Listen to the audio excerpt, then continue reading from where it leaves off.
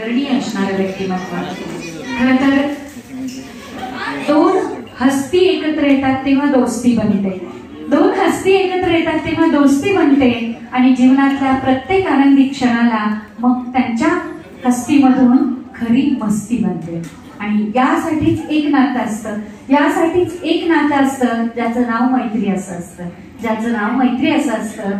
मैत्रीमध्ये मग कोणी स्त्री पुरुष असं नसतं, मैत्रीमध्ये मग कोणी स्त्री पुरुष असं नसतं, कोणी छोटं मोठं असं नसतं. कारण त्या मैत्री या नात्याला सर्वच दृष्टीने आनंदाचं वलय असतं. असं नातं म्हणजे मैत्रीचं नातं. आणि त्या मैत्रीच्या नात्याला कायम न्याय देणारं व्यक्तिमत्व माननीय श्याम भोरगे सर. त्यांना मी निमंत्रित करते आणि त्यांना विनंती करते की त्यांनी कृपया मनोगत व्यक्त करावे.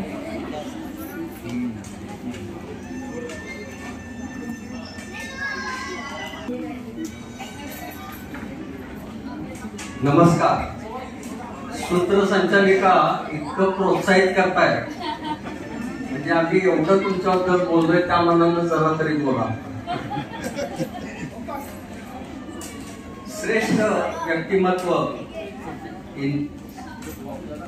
इन्फोसिसचे प्रमुख नारायण मूर्ती यांना एकदा प्रश्न विचारलाय का की सगळ्यात आनंदी आणि यशस्वी कोण? त्यावेळेला त्यांनी दिलेलं उत्तर असं होतं की ज्याच्या आजूबाजूची माणसं आनंदी राहतात ती व्यक्ती यशस्वी. आणि अशा आमच्या सूचना देशपांडे त्या परदेशातलं केव्हा येत आहेत आणि केव्हा भेटतं असं आम्हाला देणं. त्यांचं कर्तृत्व सांगितलेलंच आहे, पण माझ्या कर्तृत्वामागे मला जे सगळ्यात आनंद होतो ते आमच्या गाववाले आहेत सातारा. आणि सातारा म्हणजे 7 ताऱ्यांच्या मध्ये भाकरे डॉक्टर आलेले 7 ताऱ्यांच्या मध्ये राहणारे 7 किल्ले सज्जनगड, यवतेश्वर,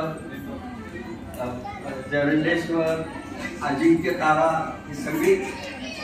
त्यामुळे सातारची माणसं असली जरा वर बघतच चालतात किल्ले बघायची सवय आणि त्यामुळे ती कर्तृत्वान होतात असं माझं म्हणणं आहे.